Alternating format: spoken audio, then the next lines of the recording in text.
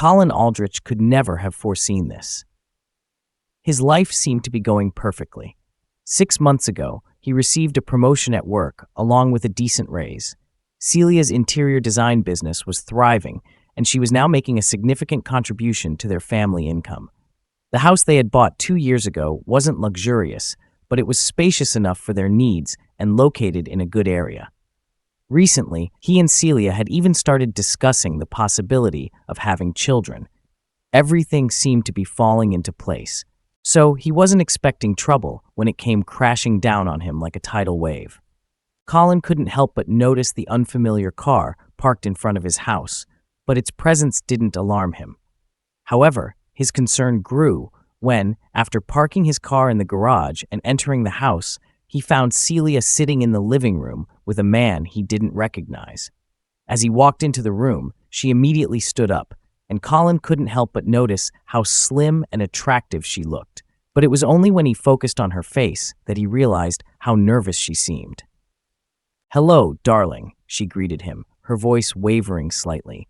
Then she gestured toward the man still sitting on the couch. "Do you remember Vince Callahan?" she asked. "He's my client.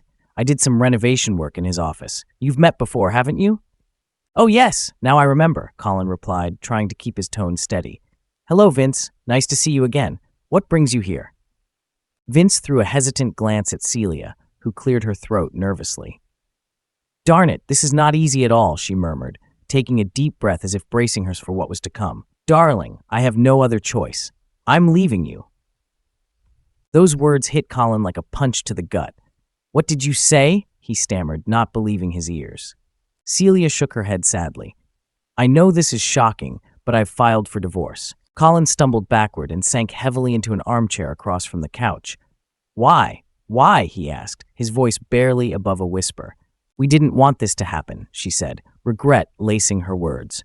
"But Vince and I fell in love. We've been seeing each other for a while now, and we can't continue to hide our feelings." "You're having an affair?" Colin asked, his voice tinged with disbelief. She cast a quick glance at Vince, who remained silent. "We didn't plan this, but after some time, we couldn't deny our feelings for each other. I've already moved some of my things into my car. I'll come back for the rest later." But, Colin stammered, his mind struggling to process what was happening. Celia ignored his incoherent protest and handed him an envelope he hadn't noticed before. "Here are the papers and everything else," she said, her voice firm. "I tried to be as fair as possible, but just so you know, I've already taken half of our savings. You'll need to hire your own lawyer to review the agreement. If you have any issues, they can contact my lawyer. Her business card is attached to the notice." Colin took the envelope silently, still trying to grasp the reality of the situation. As he fumbled with it in his hands, Celia returned to Vince's side and took his hand. The two of them headed toward the door together. "But why? What?" Colin began, his voice breaking. "I've already explained this," Celia interrupted, her tone resolute. She nodded to Vince, who opened the front door. She turned around one last time. "So, I guess that's it," she said softly. "Colin, I'm truly sorry. I want you to know this isn't about you. It's about me."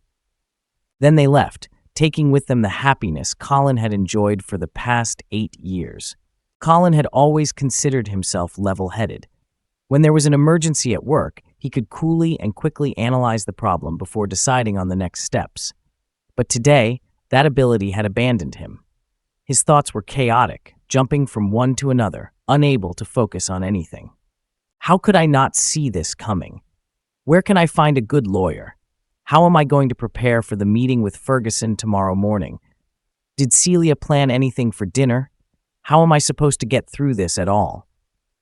These thoughts and more raced through his mind, swirling and repeating, each one demanding attention until he finally grabbed his head with his hands, trying to stop them. In despair, he struggled to his feet and headed to the bedroom. Stripping off his clothes, he let them fall where they may, then crawled into bed, utterly exhausted emotionally. Interestingly, he soon fell asleep and remained in bed until the next morning. When he woke up, the noise in his head had subsided, but the evidence of his new reality surrounded him on all sides. Celia wasn't beside him, and as he went to get dressed, he found her part of the closet empty. Walking into the kitchen to brew coffee, it felt as though his steps echoed in the empty house. Even when he looked out the window, the North Carolina morning seemed gloomier than usual. Meanwhile, Vince Callahan woke up to find Celia staring at the ceiling, her hands clasped behind her head. "What are you thinking about, darling?" he asked. "I was thinking about Colin," she replied softly. "I hope he's okay." "He'll be fine," Vince said dismissively. "I hope so," she said, a hint of doubt in her voice. When we left, he looked like he was in shock. I feel somewhat sorry for him. I mean, he wasn't a bad husband. Everything just became so mundane, you know?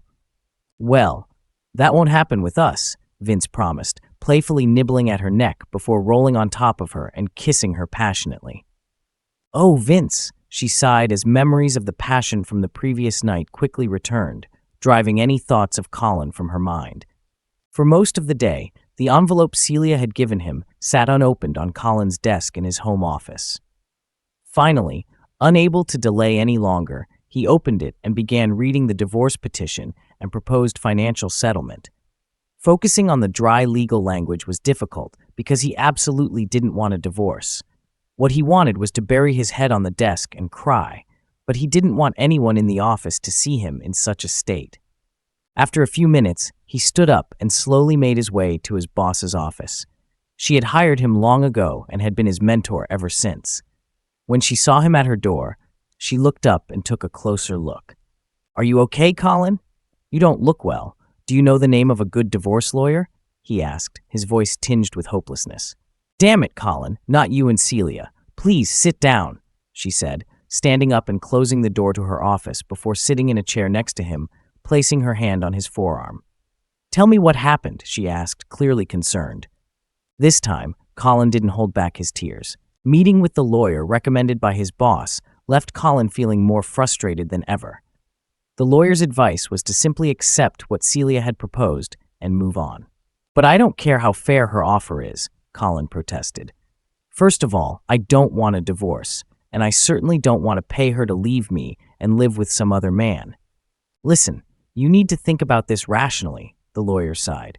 "You can't force your wife to stay married to you if she wants to leave. And honestly, you wouldn't want her to stay if all you'd get is an unhappy wife. Regarding the financial aspect, you haven't had to look at it from my side of the table. All Celia, right? All she's asking for is to divide your current assets. She's not even asking for alimony. Obviously, she plans to remarry once the divorce is final. Listen, I've seen wives go after their husbands' retirement accounts, demand exorbitant alimony, and petition for the confiscation of most of the family assets, including the house.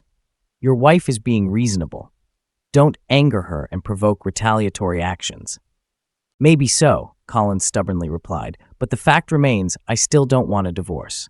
The lawyer nodded, his tone becoming sympathetic. "Colin, listen, you don't need a family law consultation. First of all, I'm not good at it, and secondly, I charge much more than any marriage counselor. If you're not ready to sign the divorce agreement, my advice is to find someone to help you deal with your emotions." When Colin told his boss about the meeting, she surprised him by handing him a business card. "I had a feeling this might be your reaction after our conversation. I think you should see Dr. Helmar. He's a psychologist who specializes in marriage issues. Several of my friends have consulted with him, and they all spoke highly of him. Give it a try and see if he can help." During his third counseling session, Colin found himself repeating his complaints until Dr. Helmar interrupted him. "Listen, Colin, let's be honest. You're stuck. All I'm trying to get you to do is metaphorically change directions. I'm sure you're familiar with the 5 stages of grief: denial, anger, bargaining, depression, and acceptance. People often mistakenly think these stages are distinct from one another, and you fall into that category as well. Listening to you, I've heard you describe all the stages except acceptance. This is completely natural for someone going through what you're experiencing. But you've also told me that you're a rational thinker, capable of understanding problems and finding solutions. That's what you need to do now. Set aside your emotions so you can develop a strategy to move forward. You need to start thinking clearly and understand that Celia won't want to come back. Realize that there's no point in reconciliation if she doesn't want to be with you. until you can accept the reality of these factors, over which, I might add, you have no control, you'll continue to be stuck. You need to solve the problem of life after Celia based on facts, just as you've done when facing other problems in the past. Colin sat quietly, reflecting on what the counselor had just said. He realized that much of the pain he was experiencing stemmed from how wildly and unexpectedly everything had happened. There was no warning, no sign that their marriage was in trouble. Just yesterday, he was a happy husband in a stable marriage, and the next day, he was facing divorce. The day before, he was sure Celia loved him, and the next, he discovered she was sleeping with another man. How could he move forward when he didn't know what was real? How could he move on when he was filled with anger? The counselor listened calmly to Colin's outburst. Once Colin fell silent, Dr. Helmar asked, "Have you ever heard of Reinhold Niebuhr?" Colin shook his head no. He was a widely recognized theologian of the 20th century who composed a simple yet effective prayer. God, grant me the serenity to accept the things I cannot change, courage to change the things I can, and wisdom to know the difference. It's a prayer of serenity, Colin acknowledged. I've heard of it. It's the serenity prayer of Alcoholics Anonymous. Right. Anyway, in my view, it simply and eloquently describes the stages of grief. That's what you need to aim for: serenity, acceptance, and wisdom. Until you achieve that, you won't be able to move forward. When Colin left the session that day, Niebuhr's prayer continued to echo in his mind. Serenity, that's what he needed in his life. The question was, how to achieve it? What could he do to find peace? Pondering this throughout the weekend, he finally settled on a plan of action. On Monday, Colin called his lawyer. I'll agree to everything Celia asks for if I can meet her face-to-face for half an hour. Are you sure? The lawyer asked. I've seen such encounters go terribly wrong, and very few of them end up satisfying both sides in a divorce. It'll be different this time, I promise. Arrange the meeting. When Colin was led into Celia's lawyer's conference room, he was surprised to see Vince sitting next to her, holding her hand. In fact, this is even better, Colin thought. Now Vince and Celia can both hear this directly from me. Celia's lawyer gestured for him to start, and Colin cleared his throat. Listen, Celia, this is as hard for me as it is for you. Things didn't turn out the way I wanted between us, but I think that's true for a lot of other things as well. In this case, what's done is done, and now it's time for me to move on.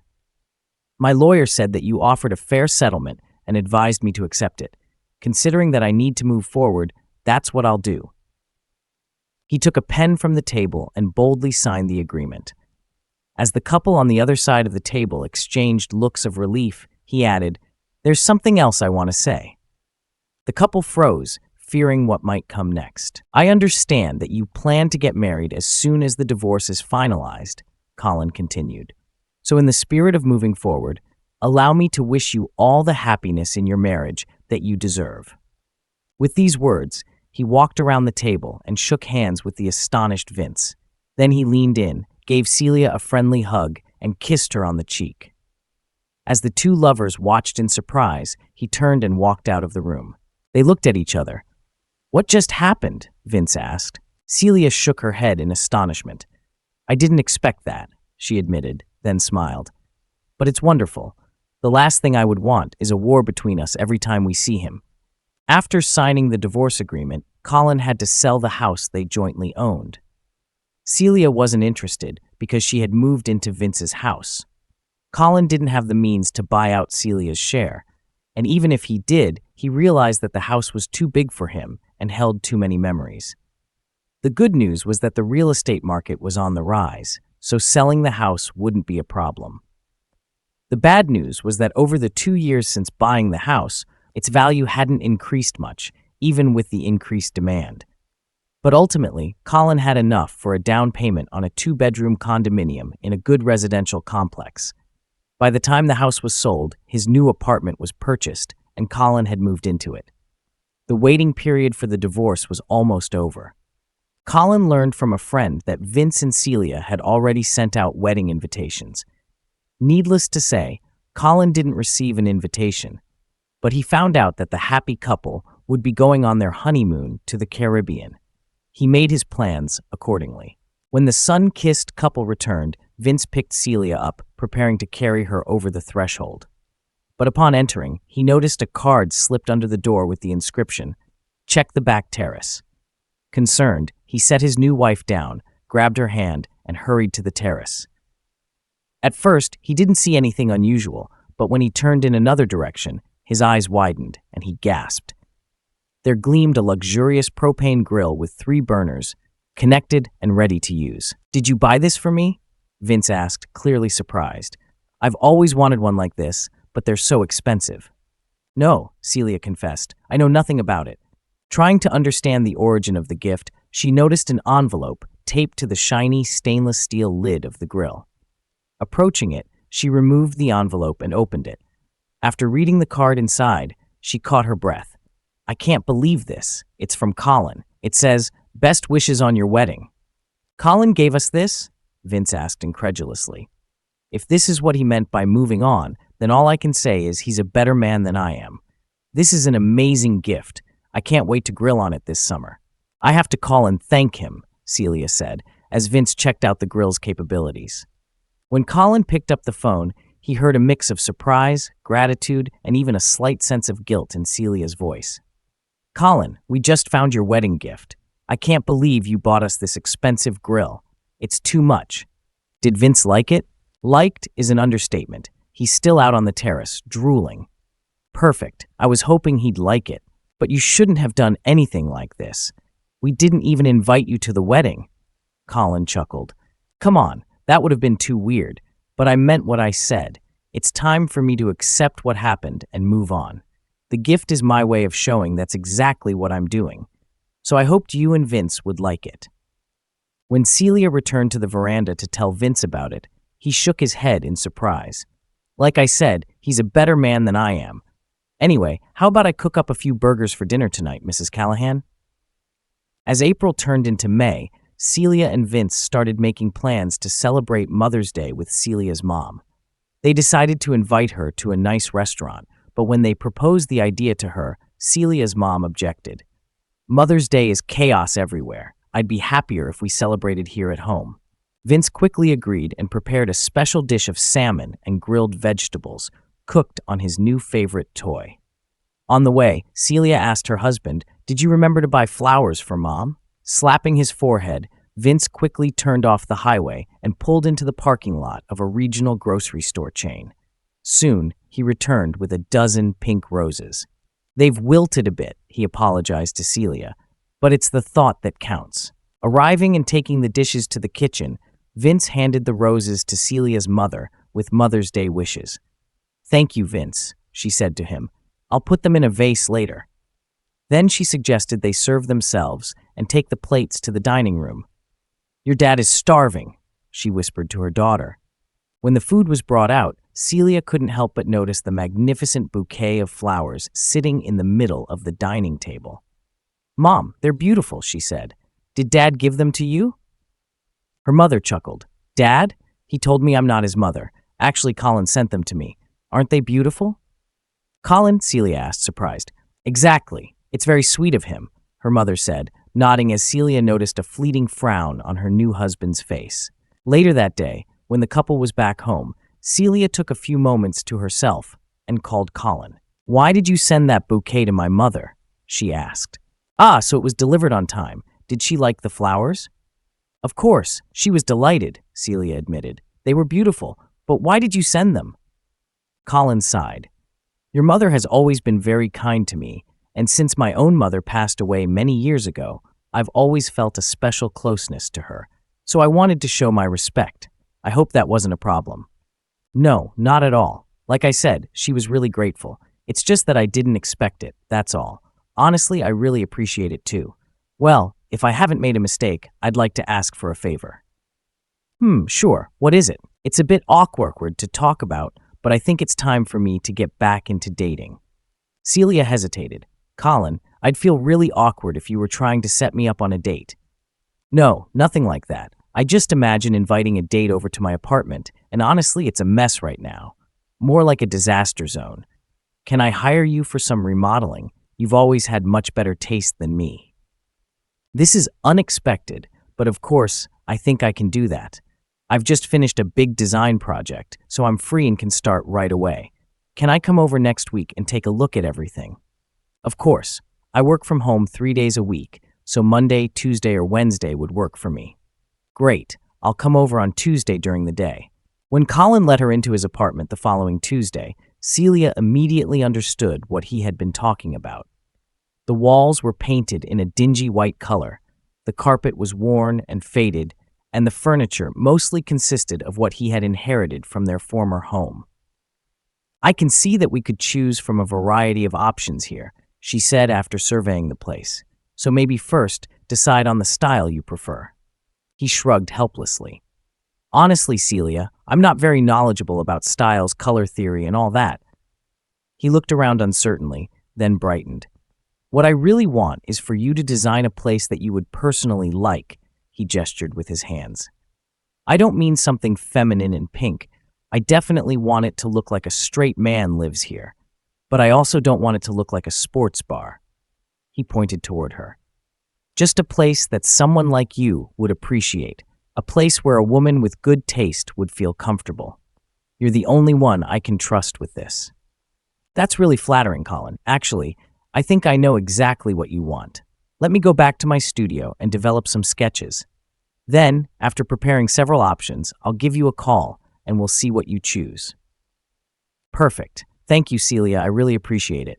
Over the next 2 months, Celia met with Colin almost once a week. They needed to choose a design plan, review and refine the proposed decor, and then oversee the renovation they had agreed upon. After that, she regularly brought him samples of fabrics, paints, and furniture photos for his approval. Colin was pleased with the progress, but not Vince. Do you really have to meet with him so often? He complained to his wife one evening when she returned after another visit to Colin's apartment. Oh, come on, dear. I meet with Colin no more frequently than with any other client of mine, and besides, I thought you were comfortable with him, especially after his wedding gift to us. I think he has truly put everything behind him, she reassured him. Maybe, but both of you have a shared past, and I can't help but wonder if he really has forgotten about you. But I've forgotten about him. And indeed, if you come with me to the bedroom, I'll show you just how completely I've forgotten about him. While Celia felt she had managed to calm Vince's jealousy, she feared that Colin's next request might reignite her husband's emotions. During one of her visits, Colin suddenly asked her, "Are you still part of the book club?" "Well, yes, we meet every other Saturday during the day." "Why do you ask? Is the club only for women or can men join too?" "I don't know. I don't think any man has ever approached us to join. Why are you interested?" "Actually, yes.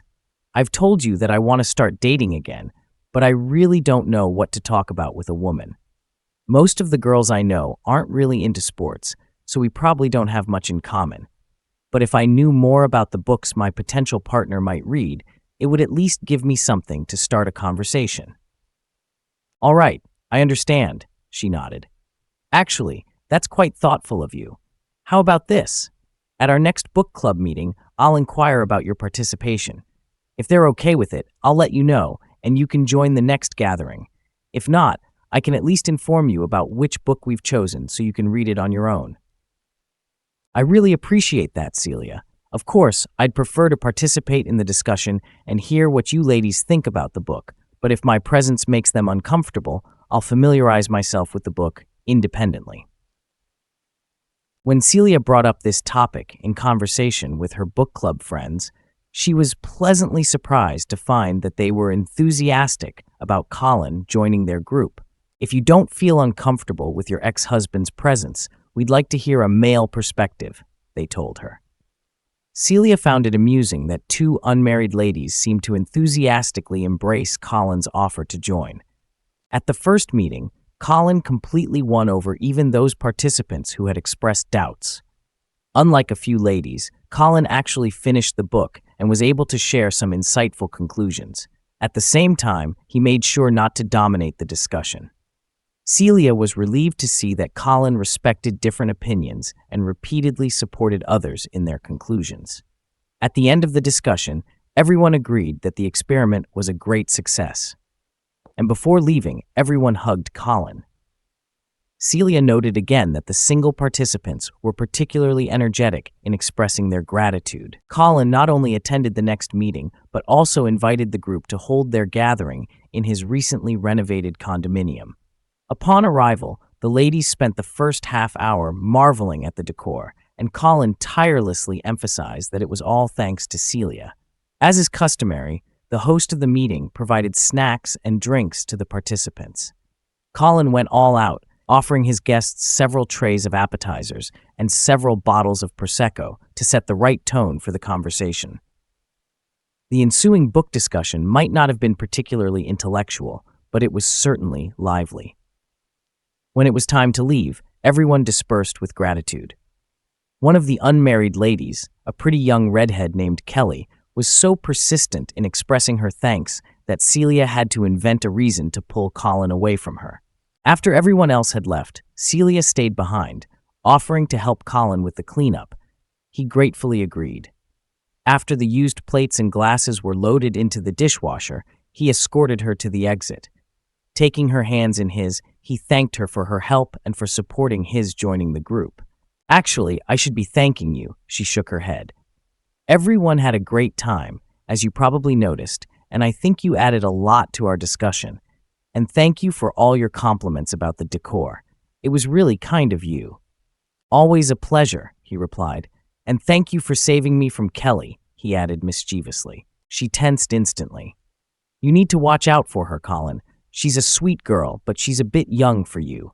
And from what I've heard, she's a bit of a man-eater, if you catch my drift." He nodded knowingly, hiding some surprise at her reaction. "I need to head home now, and thanks again for everything," Celia said with a smile. She leaned in to hug him and kissed his cheek. Then she pulled back and looked at him attentively. "I feel like I'm seeing a whole different side of you, Colin, and I like it." She kissed his cheek again, then turned and walked away. When Vince learned about Celia's new member in her book club, he was visibly upset and demanded that she tell Colin not to come anymore.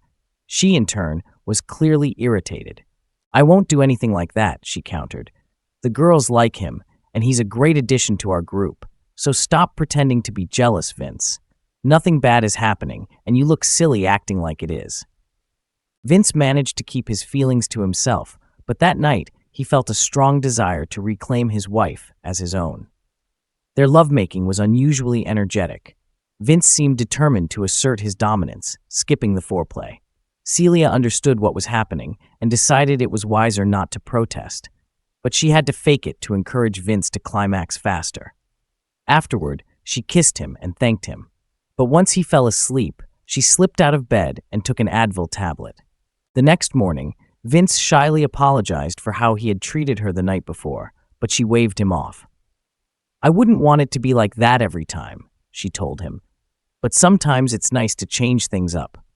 Feeling relieved, he went off to work with a light step. As soon as he left, her forced smile quickly vanished. Wearing a sundress, Celia discovered that she was still in pain from the previous night and took another tablet. After breakfast, she drove to her design studio to see what was planned for the next week. There, she found that Colin's apartment rug had been delivered and immediately called him, offering to bring it over. Encouraged by his agreement, she checked her makeup before heading to his place. Upon entering, she laid out the small rug in the designated spot. Colin praised her choice and then invited her to stay for a moment and have a cup of coffee with him. She readily agreed. However, as she plopped down on his new couch, she grimaced, and Colin immediately noticed.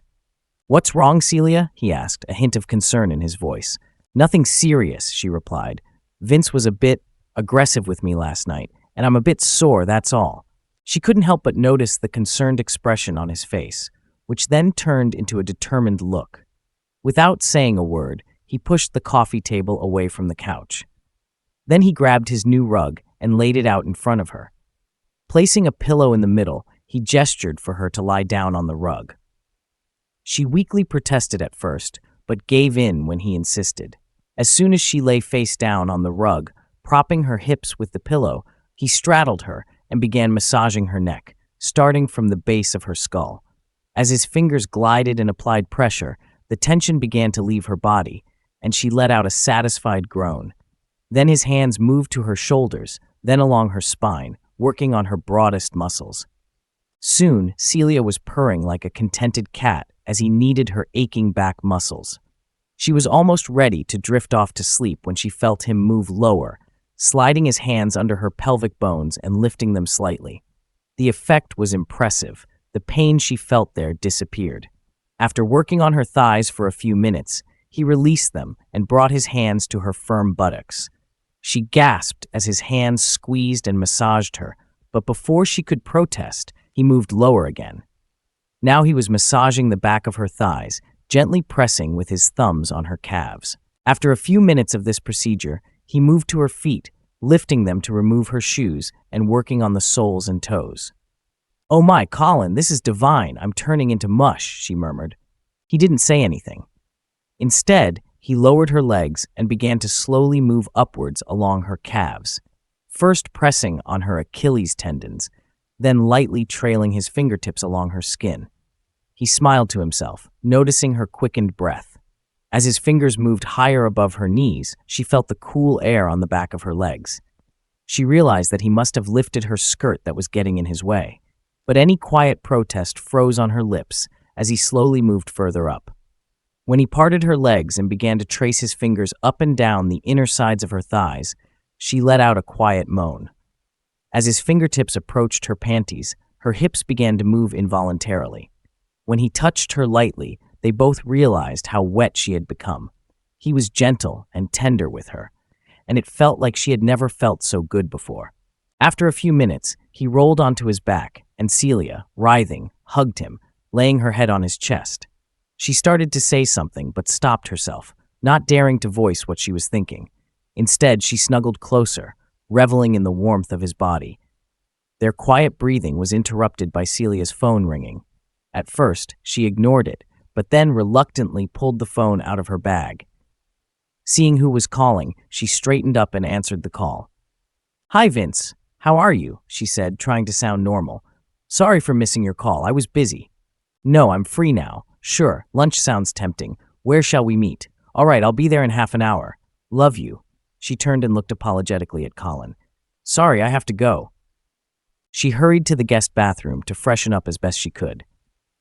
Returning, she headed for the door, but before leaving she turned back to him. "We need to talk. I'll call you." Colin nodded understandingly, and she disappeared. During lunch, Vince again questioned her about where she had been and what she had been doing, and Celia simply reiterated her previous excuses. Eventually, he changed the subject.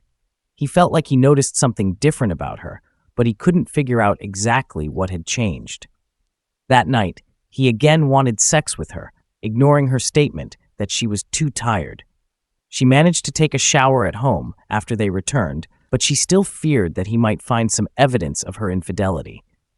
However, Vince was so gentle in their lovemaking that he didn't detect the slightest hint of her betrayal. Nevertheless, she felt relieved when he finished and fell asleep. As for Celia, she lay awake for a long time, thinking about her morning with Colin. The next day, Colin was working on his computer in the home office when his mobile phone rang. Looking at the display, he wasn't surprised to see that Celia was calling. She pleaded for a meeting to talk, and he immediately invited her to come over. Disconnecting, he quickly finished the report he was working on, then composed a text message on another phone. Hearing the doorbell ring and confirming it was Celia, he pressed send on the phone. Opening the front door and letting Celia in, he saw a worried expression on her face. She stepped inside, and he closed the door behind her, then turned and looked at her intently. "Colin, we need to talk about what happened yesterday," she started, but he pressed his fingers to her lips, silencing her. She looked at him in confusion until he stepped closer and replaced his fingers with his lips. "Oh God," she exclaimed before responding passionately to his kiss. As their tongues sought each other, he led her backward into his bedroom, unfastening her clothes along the way. By this time, she was already gasping and quickly began pulling off his knitted shirt, yanking it over his head and tossing it to the floor before hastily reaching for his belt. They undressed each other in a flash. Then Colin scooped Celia up in his arms and laid her on his bed. There was no slow buildup of excitement this time. Colin was unwilling to be patient, and Celia was already aroused when she found herself in his apartment. Their attraction immediately peaked. Now, sex with Colin was more passionate.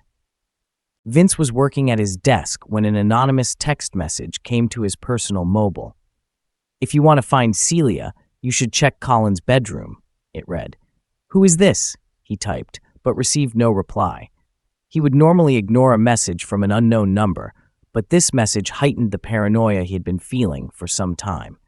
Grabbing his car keys, he dashed to the office garage and sped off to Colin's house. Celia wasn't sure what she wanted when she came to Colin that morning, but right now, sex with Colin was the only thing that mattered to her.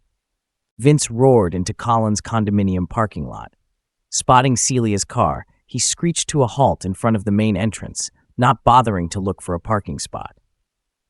Jumping out of the car, he saw someone exiting the building and dashed through the open door before it could close. Bursting inside, he paused by the entrance to orient himself. Then he hurried up the stairs to the second floor, not wanting to risk the noise of the elevator alerting Colin and Celia. Emerging onto the landing, he hurried straight to Colin's apartment door. His first impulse was to shoulder check the door and burst inside, but as he reached for the doorknob, it turned readily in his hand. He forgot to lock the damn door. He exulted. Sneaking into the apartment, he stealthily made his way to the master bedroom. There were no doubts about where to go or what he would find there. From inside, Celia's moans and cries were clearly audible. As soon as he entered, she screamed, arching her back and trembling. Then, while he watched in agony, she collapsed onto Colin's chest. "What the hell, Celia?" Vince roared. "How could you do this to me, especially with him?"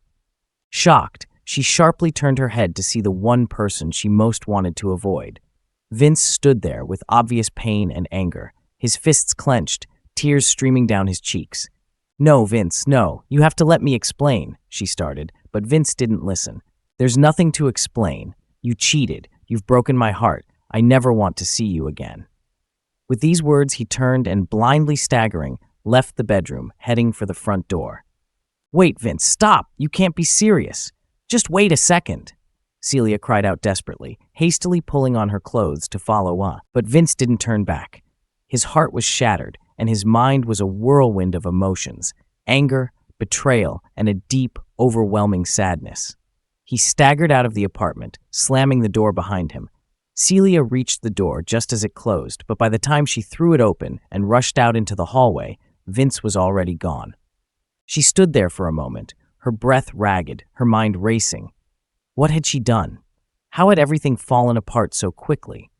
Tears welled up in her eyes, and she wiped them away furiously. There was no undoing what had happened. All she could do now was try to make sense of the mess she'd created. Back inside, Colin silently watched Celia's departure. His expression was unreadable, a mixture of cold satisfaction and regret.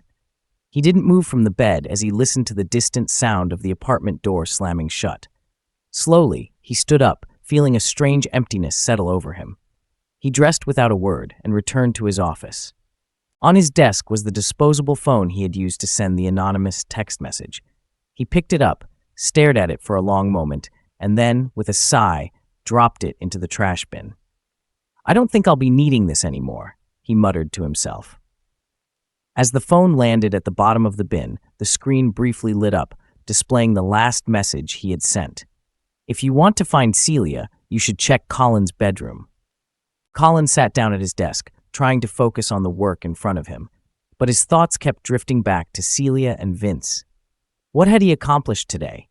He had exacted some form of revenge, yes, but the satisfaction that came with it was fleeting. Now, all that was left was a bitter taste in his mouth and a gnawing emptiness in his heart. A soft knock at the door interrupted his thoughts. He looked up, surprised. Who could that be? When he opened the door, he found Celia standing there, a large wheeled suitcase behind her. Her eyes were red, her makeup streaked from tears. She looked utterly defeated. "Vince kicked me out," she said, her voice breaking. Colin leaned against the doorframe, crossing his arms. "How is he?" he asked, his tone neutral. "He's a wreck," she replied, shaking her head.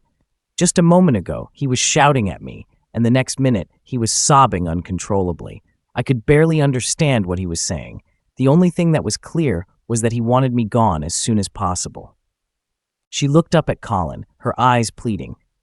I don't know what to do, Colin. I really worry about him, but I don't know how to fix this.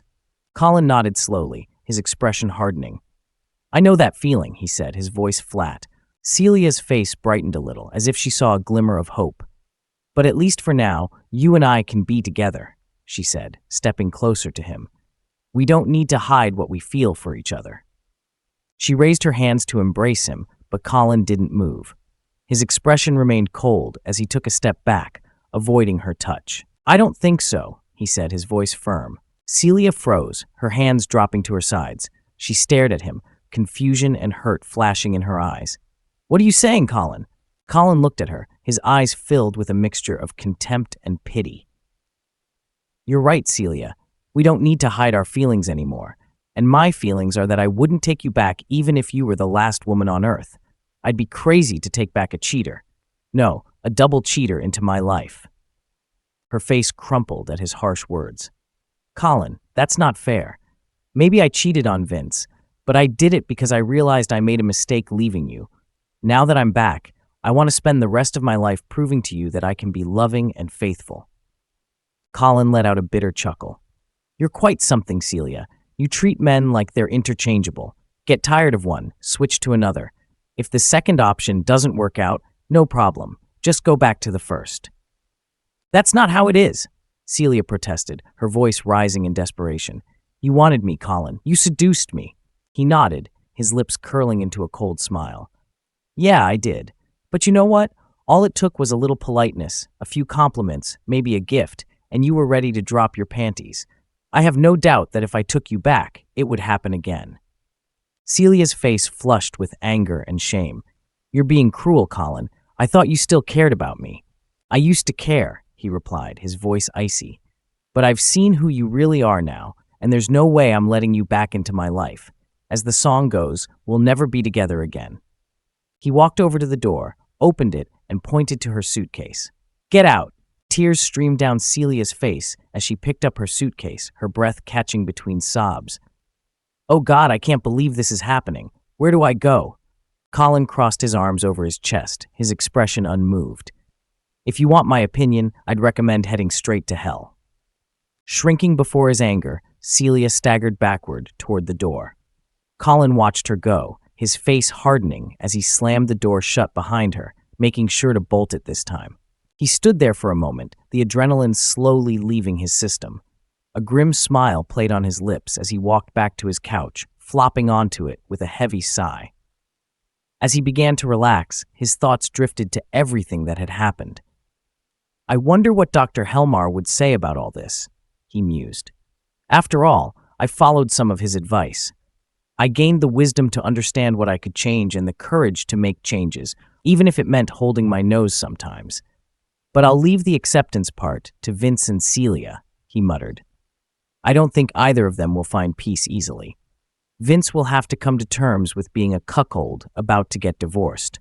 Celia will have to accept that she's a cheating wife, kicked out of her home, and soon to be divorced for the second time. Colin's grim smile widened as he contemplated the irony of it all. Maybe I should send them Dr. Helmer's business card. Satisfied, he looked around, admiring his newly refurbished apartment. The place was exactly how he wanted it, his own, free of the memories that had once haunted him. His eyes drifted to his desk, where he noticed a business card with Kelly's name and number on it. Handwritten on the back were the words, "Call me sometime." He picked up the card, turning it over in his fingers as he thought about the future. A new beginning, perhaps. He nodded to himself. I think I'm ready to do just that. As he dialed the number, the memories of the past began to fade, replaced by a quiet determination to move forward, leaving the chaos and heartache behind. The phone rang, and Colin took a deep breath, ready to embrace whatever came next. As the phone rang in Colin's hand, he felt a sense of calm settle over him, something he hadn't experienced in what seemed like an eternity. The past few weeks had been a whirlwind of emotions, decisions, and revelations, but now, as he reached out to Kelly, he felt like he was finally stepping out of the shadow of his past. Hello? Kelly's voice came through, warm and inviting. "Hi, Kelly, it's Colin," he replied, trying to keep his voice steady. "I hope I'm not calling at a bad time." "Colin, no, not at all," Kelly responded, her tone brightening with recognition. "I'm actually glad you called. How are you?" "I'm doing all right," Colin said, realizing as he spoke that it was true. "I was wondering if you'd like to grab a coffee sometime. Maybe continue that book discussion we started at the club." "I'd love that," Kelly said without hesitation. "How about tomorrow afternoon? There's a great little cafe downtown I've been wanting to try." "Sounds perfect," Colin agreed, feeling a small spark of excitement. "I'll meet you there at 2?" "2 it is," Kelly confirmed. "I'm looking forward to it, Colin." "Me too, Kelly," Colin said sincerely before they said their goodbyes and hung up. For a moment, Colin simply sat there, the phone still in his hand, reflecting on how much had changed in such a short time. He had been through hell, but now, for the first time, he felt a sense of hope for the future. He wasn't sure where things with Kelly would lead, but the prospect of finding out made him feel alive again. The next day, Colin found himself standing outside the cafe, a quaint little place with large windows and a cozy atmosphere. The air was crisp with the scent of freshly brewed coffee as he stepped inside. Kelly was already there, seated by a window, a smile lighting up her face when she saw him. "Hi," she greeted him as he approached. "I took the liberty of ordering us some coffee. I hope that's okay." "Perfect," Colin said, taking the seat opposite her. "Thanks for inviting me." "Thank you for calling," Kelly replied, her eyes twinkling with warmth. "I've been wanting to get to know you better." They spent the next couple of hours talking, laughing, and sharing stories. Kelly was easy to talk to, and Colin found himself opening up to her more than he had with anyone in a long time. She listened intently, her laughter contagious, her insights thoughtful. As they discussed books, life, and everything in between, Colin realized how much he enjoyed her company. "You know," Kelly said, her tone becoming a bit more serious, "I'm really glad we did this. I wasn't sure what to expect when you joined the book club, but you've been a great addition. And not just because you're good at analyzing books," she added with a grin. "Thanks, Kelly," Colin said, feeling genuinely touched by her words. "I've really enjoyed getting to know you too. This has been nice." "Nice is a good start," Kelly teased, her eyes glinting with mischief. "Maybe next time we can aim for something a bit more exciting." "I'd like that," Colin replied, a smile spreading across his face. They made plans to meet again, and as they parted ways outside the cafe, Colin felt a renewed sense of optimism. Life was far from perfect, but he was finally taking control of his own happiness. As he walked back to his car, the weight of the past seemed lighter, the future brighter. Meanwhile, Celia sat alone in a small, nondescript motel room on the edge of town, her suitcase lying open on the bed. The room was dimly lit, the air heavy with the scent of cheap air freshener and despair. She had nowhere to go, no one to turn to. Vince had thrown her out, and Colin had rejected her as well. She was utterly alone. She stared blankly at the wall, her mind racing with what-ifs and regrets. How had it come to this? She had been so sure of herself, so confident in her decisions. But now she was lost, adrift in a sea of consequences she had never anticipated. The reality of her situation was sinking in, and with it, a crushing sense of guilt and remorse. Tears welled up in her eyes as she thought about Vince, about how she had hurt him, betrayed him. She had thought she was chasing happiness, but all she had done was destroy everything she had built. And now, there was no going back. Her phone buzzed on the nightstand, breaking her thoughts. She picked it up, hoping against hope that it was Vince, that he had calmed down and was willing to talk. But when she saw the name on the screen, her heart sank. It was a message from Colin. "Don't contact me again. Take care." It was the final blow, the end of any hope she had of reconciliation. She dropped the phone onto the bed, burying her face in her hands as the tears flowed freely. She had lost everything, her marriage, her lover, her home. And she had no one to blame but herself. As she sat there, overwhelmed by the magnitude of her mistakes, a cold, hard realization began to take hold. She had to figure out what to do next, how to pick up the pieces of her shattered life. But at that moment, all she could do was cry, mourning the life she had so carelessly thrown away. Back in his apartment, Colin was seated at his desk, the business card with Kelly's name still in front of him. He felt a strange sense of closure. The chaos of the past few weeks had finally settled, and now he was looking forward to the future, one that he could shape on his own terms. As he leaned back in his chair, he thought about Dr. Helmar's advice: serenity, acceptance, and wisdom. He was starting to understand what that meant, and it was a good feeling. He was ready to move on, ready to embrace whatever life had in store for him. With a deep breath, Colin picked up Kelly's card and placed it in his wallet. He was ready to see where this new chapter would take him, and for the first time in a long while, he felt truly at peace. And so, with a sense of determination and hope, Colin prepared to move forward, leaving the past behind, ready to begin anew. As days turned into weeks, Colin found himself gradually settling into a new routine. His meetings with Kelly became a regular part of his life, and their connection grew stronger with each passing day. They explored the city together, attended book clubs, and shared meals in cozy restaurants. With Kelly, Colin felt a lightness he hadn't experienced in years. She was intelligent, funny, and kind. Everything he needed in this new chapter of his life. One evening, as they sat on a bench overlooking a serene lake, Kelly turned to Colin with a thoughtful expression. "You know," she began, her voice soft, "I've really enjoyed getting to know you, Colin. I feel like we've both been through a lot, but we're finally in a good place." Colin nodded, his gaze fixed on the shimmering water. "I feel the same way, Kelly. These past few weeks with you have been refreshing. You've helped me see that there's more to life than what I lost. There's so much to look forward to." Kelly smiled, her eyes reflecting the twilight sky. "I'm glad to hear that, and I want you to know that I'm here for you, no matter what. We all have our baggage, but that doesn't mean we can't find happiness." Colin reached out and took her hand, feeling a surge of warmth.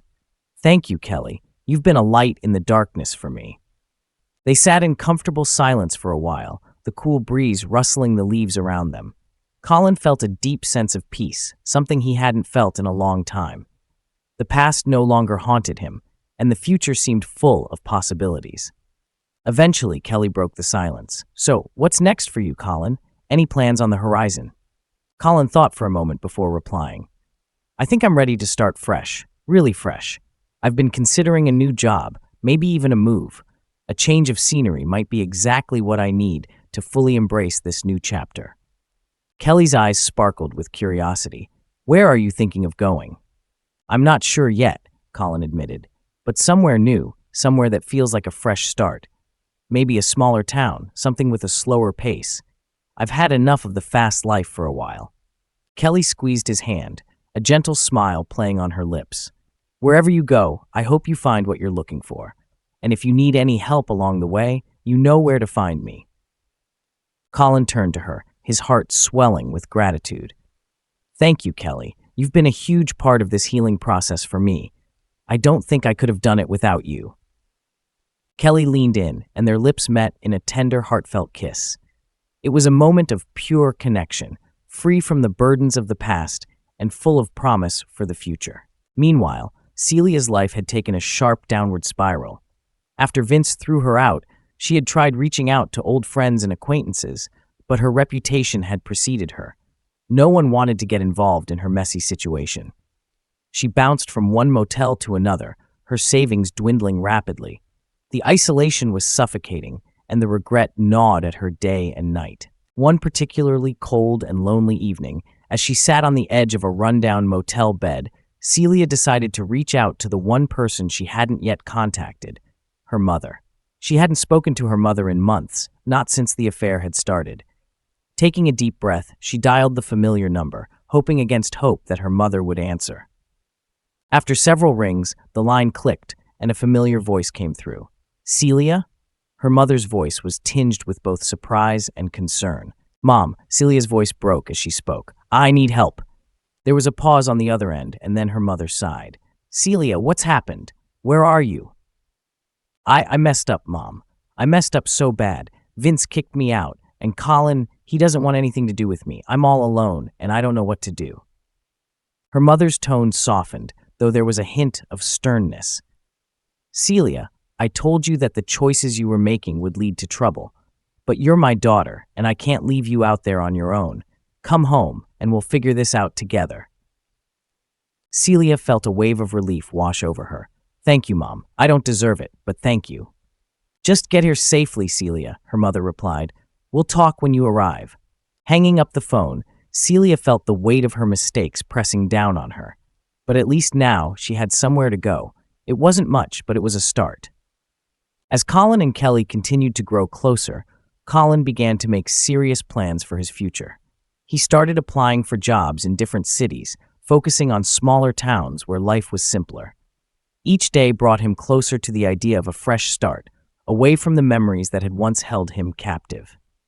One day, after a particularly successful job interview in a charming coastal town, Colin received a call from the company offering him the position. The salary was good, the location ideal, and the role a perfect fit for his skills. It was everything he had been hoping for. Later that evening, he met Kelly for dinner at their favorite restaurant. Over a glass of wine, he shared the news with her. "Kelly, I got the job," Colin said, a mix of excitement and nervousness in his voice. "It's in a small town by the coast. I think this is it, my chance to start over." Kelly's eyes widened with happiness for him, though there was a hint of sadness as well. "That's wonderful news, Colin. I'm so happy for you. You deserve this fresh start." Colin reached across the table, taking her hand. "I couldn't have done it without you, Kelly. You've been my rock through all of this." She smiled warmly, though her eyes glistened with unshed tears. "I'm going to miss you, Colin, but I know this is what you need. And who knows, maybe one day I'll come visit you and see how you're doing." Colin squeezed her hand, his heart full of gratitude and affection. "I'd like that, Kelly. I really would." They spent the rest of the evening talking, reminiscing about the journey they had shared and making plans to stay in touch. It was bittersweet, but both knew it was the right thing for Colin. He needed this fresh start, and Kelly respected that. A few weeks later, Colin packed up his apartment, said his goodbyes to the city that had been his home for so long, and embarked on his new adventure. As he drove away, the sun setting behind him, he felt a deep sense of peace and anticipation. The road ahead was unknown, but it was his to travel, and he was ready. In his new town, Colin found the tranquility and simplicity he had been searching for. His new job was fulfilling, the community welcoming, and the coastal scenery breathtaking. Each day was a step further away from the pain of his past and closer to the life he had always wanted. As for Kelly, she remained a cherished friend, and they kept in touch regularly. Their bond was strong, built on mutual respect and understanding, and Colin knew that she would always be a special part of his life. Celia, on the other hand, spent months rebuilding her life under the watchful eye of her mother. It wasn't easy, and the road to redemption was long and painful. But she was determined to change, to find a way to live with the mistakes she had made and learn from them. In the end, all three of them, Colin, Kelly, and Celia, found their own paths forward. Life had thrown them into chaos, but they each emerged stronger, wiser, and ready to face whatever came next. And as Colin stood on the beach one quiet evening, the waves gently lapping at the shore, he felt a deep sense of contentment. He had found his serenity, his acceptance, and his wisdom. The future was bright, and he was finally at peace.